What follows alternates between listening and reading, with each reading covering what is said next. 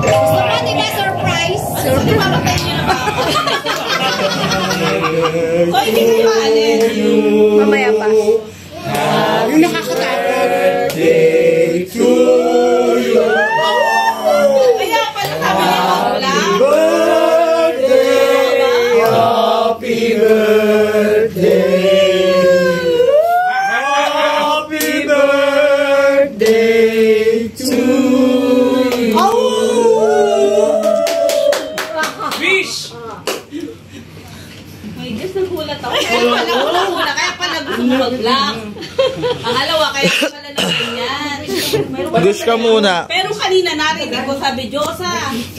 Diyosa. Ni Mark kanina.